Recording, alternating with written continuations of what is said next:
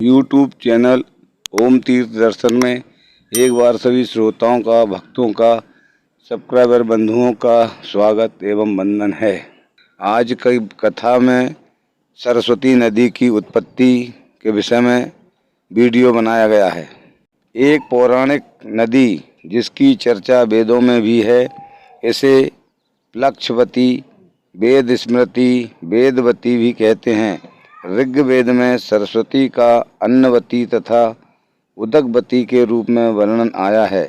यह नदी सर्वदा जल से भरी रहती थी और इसके किनारे अन्न की प्रचुर उत्पत्ति होती थी।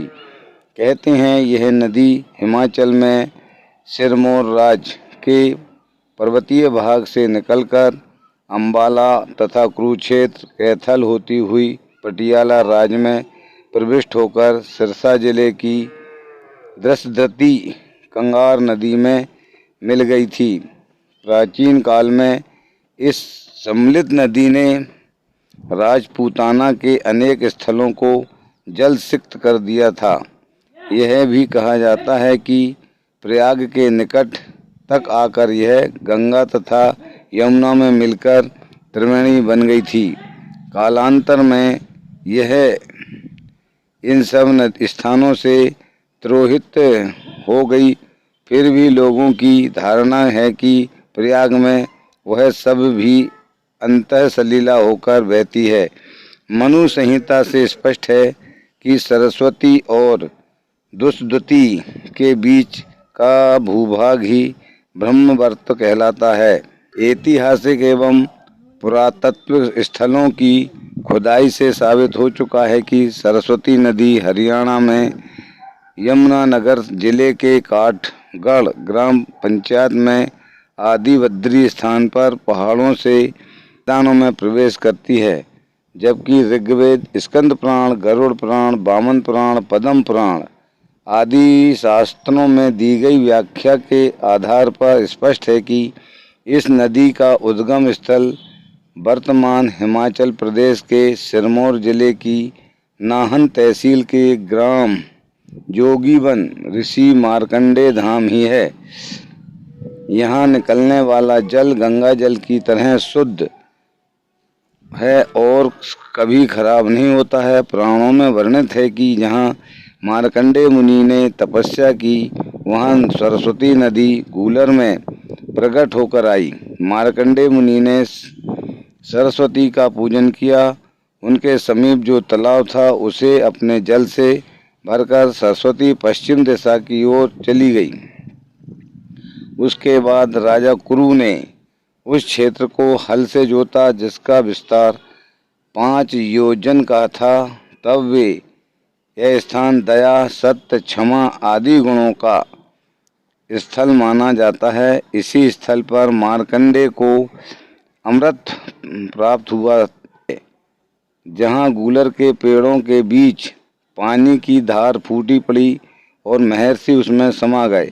मार्कंडेय द्वारा ग्रंथों में वर्णित अपनी साधना के दौरान रमाई गई धुनी की सत्यता का अंदाजा यहाँ स्थान स्थान पर मिलने वाली राख और कोयले के से लगाया जा सकता है।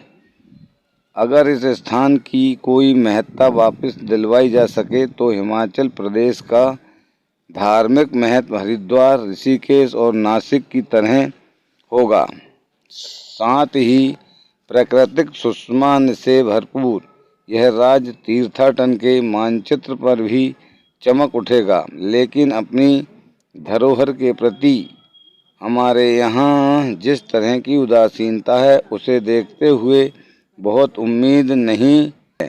त्रिवेणी यानी 3 नदियाँ गंगा, यमुना, सरस्वती। गंगा और यमुना को प्रयाग में मिलते हुए तो सब देखते हैं, पर सरस्वती नदी पर कई तरह के भ्रम हैं। कुछ लोगों का कहना है कि सरस्वती नदी अदृश्य रूप से बहकर प्रयाग पहुंचती है और यहां आकर गंगा और यमुना के साथ संगम करती है। कुछ लोगों का यह भी कहना है कि सरस्वती नदी का कहीं कोई वजूद ही नहीं है और यह केवल एक मिथकीय धारणा है। आखिर इस रहस्यमयी नदी की क्या सच्चाई है, आइए जानते हैं। यह शोध का विषय है कि क्या सचमुच सरस्वती कभी प्रयाग पहुंचकर गंगा या जमुना में मिली? अगर नहीं तो त्रिवेणी को संगम क्यों कहा जाता है? धर्म और संस्कृति ग्रंथों के अनुसार सरस्वती नदी का अस्तित्व था और इसे सिंधु नदी के समान ही पवित्र माना जाता है। ऋग्वेद में भी सरस्वती नदी का उल्लेख मिलता है। महाभारत में भी सरस्वती का उल्लेख है और इसे लुप्त हो गई ही नदी कहा गया है।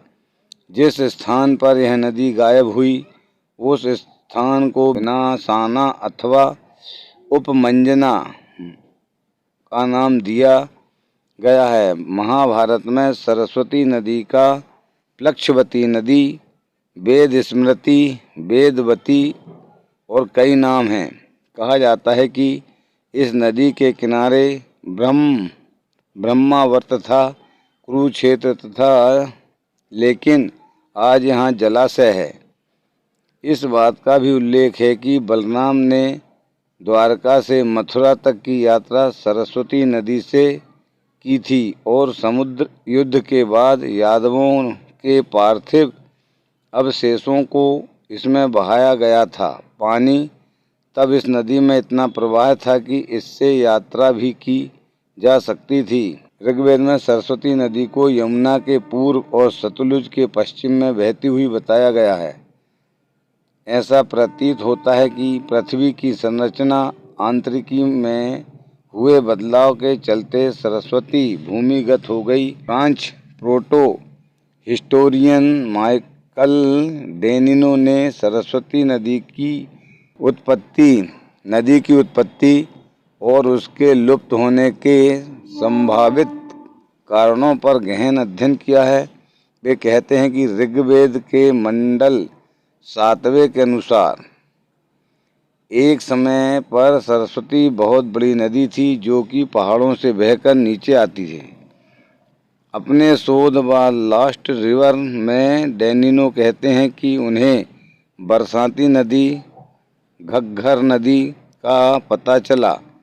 उन्होंने बहुत से स्रोतों से जानकारी हासिल की और नदी के मूल मार्ग का पता लगाया। ऋग्वेद में भौगोलिक क्रम के अनुसार यह नदी यमुना और सतलुज के बीच रही है। राजस्थान के एक अधिकारी ने इस नदी के क्षेत्र में विविध कुओं के जल का रासायनिक परीक्षण करने पर पाया है कि सभी के जल में रसायन एक जैसा ही है, जबकि इस नदी के क्षेत्र के कुओं से कुछ फलरंग दूर स्थित कुओं के जलों का रासायनिक विश्लेषण दूसरे प्रकार का निकला। केंद्रीय जल बोर्ड के वैज्ञानिकों को हरियाणा और पंजाब के साथ साथ राजस्थान के जैसलमेर जिले में सरस्वती नदी की मौजूदगी के ठोस प्रमाण मिले हैं। सरस्वती एक विशाल नदी थी, पहाड़ों को तोड़ती हुई निकलती थी और मैदानों से होती हुई समुद्र में जाकर विलीन हो जाती थी। इसका वर्णन ऋग्वेद में बार बार आता है। कई मंडलों में इसका वर्णन है। ऋग्वेद वैदिक काल में इसमें हमेशा जल रहता था। सरस्वती आज की गंगा की तरह उस समय की विशाल नदियों में से एक नदी थी। अब वीडियो यहीं समाप्त किया जाता है। कृपया शेयर करें, सब्सक्राइब करें। जय भारत माता की।